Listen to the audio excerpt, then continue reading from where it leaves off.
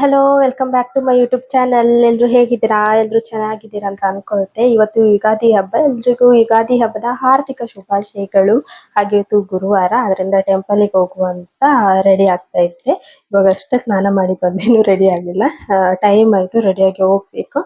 ಇವತ್ತು ಯಾವ ಟೆಂಪಲ್ ಅಂದ್ರೆ ಬೈಂದೂರಲ್ಲಿರೋ ಕಿರುಮಂತ್ರಾಲಯಕ್ಕೆ ಹೋಗುವ ಅಂತ, ಗುರುವಾರ ಅಲ್ವಾ ಆದ್ರಿಂದ. ಹಾಗೆ ಸೋಡಿಗದ್ದೆ ಮಾಸತಿ ಟೆಂಪಲ್ಗೆ ಹೋಗುವಂತ ಅನ್ಕೊಂಡಿದ್ವಿ. ಎಲ್ಲಾನು ನಿಮ್ ಜೊತೆ ಶೇರ್ ಮಾಡ್ದೆ. ಆದ್ರಿಂದ ಇನ್ನು ಯಾರೆಲ್ಲ ನಮ್ಮ ಚಾನೆಲ್ಗೆ ಸಬ್ಸ್ಕ್ರೈಬ್ ಮಾಡದೆ ವಿಡಿಯೋ ನೋಡ್ತಿದ್ರೆ ಪ್ಲೀಸ್ ಸಬ್ಸ್ಕ್ರೈಬ್ ಮಾಡಿ, ಓಕೆನಾ?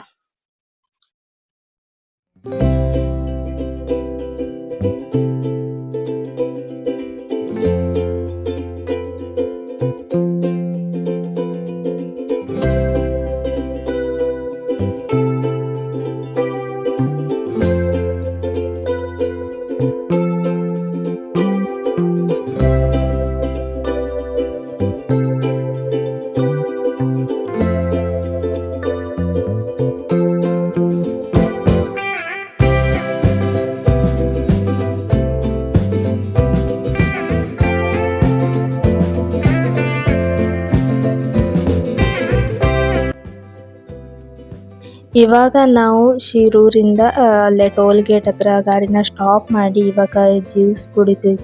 ನನಗೆ ಮನೆಯಿಂದ ಬೈಕ್ ಕೂತ್ಕ ಕಾಲೆಲ್ಲ ನೋವು ಸ್ಟಾರ್ಟ್ ಆಯ್ತಾ, ಅದರಿಂದ ಅಲ್ಲೇ ಸ್ವಲ್ಪ ಸ್ಟಾಪ್ ಮಾಡಿ ಅಲ್ಲಿ ಸ್ವಲ್ಪ ಹೊತ್ತು ಕೂತ್ಕೊಂಡು ಇವಾಗ ಮತ್ತೆ ನಾವು ಹೊರಡ್ದ.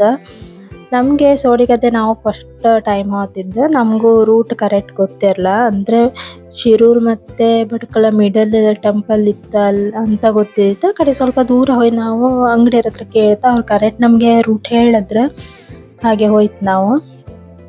ನಮ್ಮದು ಕುಂದಾಪುರದಿಂದ ಸೋಡಿಗದ್ದೆಗೆ 50 ಕಿಲೋಮೀಟರ್ ಅಂತ ಅಂದಾಜು.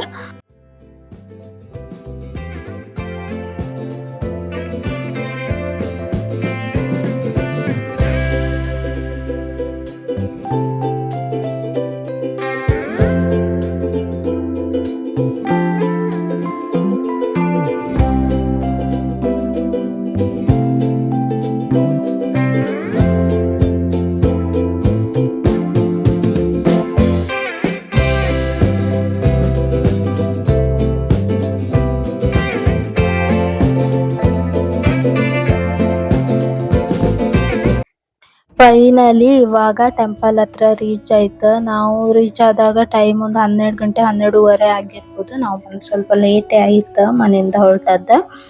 ಹಾಗೆ ಇವಾಗ ನೋಡ್ಬೋದು ಸಿಕ್ಕಾಪಟ್ಟೆ ಬಿಸಿಲಿತ್ತು. ಹಾಗೆ ಇವಾಗ ಹಣ್ಕಾಯಿ ತಗೊಂಡು ಹೋಗಕ್ಕೆ ಬಂತು. ನಾವು ಫಸ್ಟ್ ಬಂದದ್ರಿಂದ ನಮಗೆ ಏನೆಲ್ಲ ತಗೊಂಡು ಹೋಗ್ಬೇಕಂತ ಅಷ್ಟು ಗೊತ್ತಿರಲ್ಲ. ಇಲ್ಲಿ ಮೇಯ್ನ್ ಅಂದರೆ ಸಿಂಗಾರದ ಹೂವು. ನೀವು ಬಂದಾಗ ಸಿಂಗಾರದ ಹೂವು ಮಿಸ್ ಮಾಡಿಬಿಡಿ, ತಗೊಳ್ಳಿ, ಓಕೆನಾ? ಹಾಗೆ ನೀವು ತಂದಿರೋ ಹಣ್ಕಾಯಿನ ಹಾಗೆ ಕವರಲ್ಲಿ ತೊಗೊಂಡು ಹೋಗ್ಲಿಕ್ಕಿಲ್ಲ. ಇಲ್ಲಿ ಹೊರಗಡೆನೆ ಹರಿವಾಣ ಇಟ್ಟಿರ್ತಾರೆ, ಅದ್ರೊಳಗೆ ಹಾಕಿ ತಗೊಂಡೋಗಿ ದೇವರಿಗೆ ಹಣ್ಕಾಯಿ ಮಾಡಿಸಿದ್ರೆ ಆಯ್ತು. ಇವಾಗ ನಾವು ಹಣ್ಕಾಯಿ ಎಲ್ಲ ಮಾಡಿ ಇಲ್ಲೇ ಟೆಂಪಲ್ ಒಳಗಡೆ ಸ್ವಲ್ಪ ಹೊತ್ತು ಕೂತ್ಕೊಂಡ್ವಿ. ಇಲ್ಲಿನ ವೈಬ್ರೇಷನ್ ಅಂತೂ ನೆಕ್ಸ್ಟ್ ಲೆವೆಲ್. ನೀವು ಯಾರೆಲ್ಲ ಇನ್ನು ಟೆಂಪಲಿಗೆ ವಿಸಿಟ್ ಮಾಡಿಲ್ಲ ಪ್ಲೀಸ್ ಒಂದ್ಸಲ ವಿಸಿಟ್ ಮಾಡಿ. ನೀವೇ ಬಂದಾಗ ನೀವೇ ಅದನ್ನ ಎಕ್ಸ್ಪೀರಿಯನ್ಸ್ ಮಾಡಿದ್ರೆ ಮಾತ್ರ ನಿಮ್ಗೆ ಗೊತ್ತಾಗುತ್ತೆ. ಹಾಗೆ ನಾನು ಒಳಗಡೆ ಅಂತ ವಿಡಿಯೋ ಮಾಡಲಿಲ್ಲ, ಬೇಡ ಅಂತ ಅನಿಸ್ತು ನನಗೆ. ಹೊರಗಡೆಯಿಂದ ಸ್ವಲ್ಪ ಕ್ಲಿಪ್ಪಿಂಗ್ನ ತೊಗೊಂಡೆ ಅಷ್ಟೇ. ಇನ್ನು ಟೆಂಪಲ್ ಬಗ್ಗೆ ಹೇಳ್ಕೊಂಡ್ರೆ ಇದು ಉತ್ತರ ಕನ್ನಡ ಜಿಲ್ಲೆಗೆ ಸೇರುತ್ತೆ. ಭಟ್ಕಳ ತಾಲೂಕು ಸೋಡಿಗದ್ದೆ ಅಂತ ಮಹಾಸತಿ ದೇವಿ. ಹಾಗೆ ಇದು ಕ್ಷಿಪ್ರ ಪ್ರಸಾದಿನಿ ಎಂದೇ ಖ್ಯಾತಿ ಹೊಂದಿರುವ ಈ ದೇವಿಗೆ ಗೊಂಬೆ ಸಿಂಗಾರ ಅಚ್ಚುಮೆಚ್ಚು. ಹಾಗೆ ಕಷ್ಟ ಕಾಲದಲ್ಲಿ ದೇವಿಗೆ ಹರಕೆ ಹೊತ್ತ ಭಕ್ತರು ಜಾತ್ರೆ ಸಮಯದಲ್ಲಿ ಬಂದು ದೇವಿಗೆ ಹರಕೆ ಒಪ್ಪಿಸುವುದು ವಾಡಿಕೆ. ಇಲ್ಲಿನ ಹರಕೆ ಅಂದರೆ ಕೆಂಡ ಸೇವೆ, ಗೊಂಬೆ ಸ್ಮರಣೆ, ತೊಟ್ಟಿಲು ಸೇವೆ, ತುಲಾಭಾರ ಎಲ್ಲನೂ ನಡೆಯುತ್ತೆ.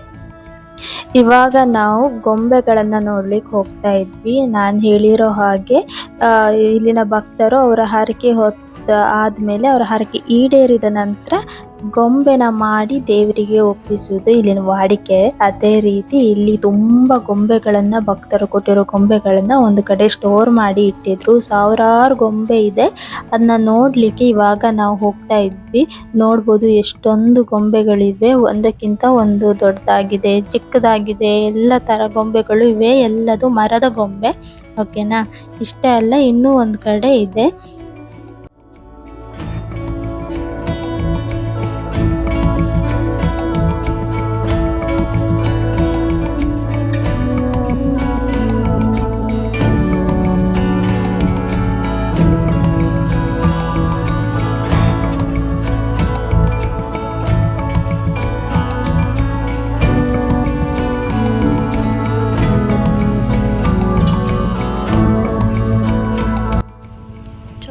ಕ್ಯೂಟ್ ಇದ್ದೀ. ಸೋಡಿಗದ್ದೆ ಟೆಂಪಲ್ ದರ್ಶನ ಮಾಡಿ ನಾವು ನೆಕ್ಸ್ಟ್ ಬಂದದ್ದು ಬೈಂದೂರಲ್ಲಿರೋ ಕಿರು ಮಂತ್ರಾಲಯಕ್ಕೆ. ಇಲ್ಲಿ ಬಂದು ದೇವ್ರ ದರ್ಶನ ಮಾಡಿ ನೆಕ್ಸ್ಟ್ ನಾವು ಮನೆಗೆ ಹೋಯ್ತು ಅಷ್ಟೇ. ಇವತ್ತಿನ ಡೇ ತುಂಬ ಚೆನ್ನಾಗಿತ್ತು. ಆದಷ್ಟು ನಿಮ್ಮ ಜೊತೆ ಶೇರ್ ಮಾಡಿದ್ದೆ. ಇನ್ನು ಯಾರೆಲ್ಲ ನಮ್ಮ ಚಾನಲ್ಗೆ ಸಬ್ಸ್ಕ್ರೈಬ್ ಮಾಡ್ತೀವಿ ವಿಡಿಯೋ ನೋಡ್ತಾ ಇದ್ರೆ ಪ್ಲೀಸ್ ಸಬ್ಸ್ಕ್ರೈಬ್ ಮಾಡಿ. ಹಾಗೆ ಹೇಗೆ ಅನಿಸ್ತು ವಿಡಿಯೋ ಅಂತ ಕಮೆಂಟ್ ಮಾಡಿ. ಓಕೆನಾ? ಮತ್ತೆ ಮುಂದಿನ ವಿಡಿಯೋದಲ್ಲಿ ಸಿಗುವ. ಅಲ್ಲಿವರೆಗೂ ಟೇಕ್ ಕೇರ್. ಬಾಯ್.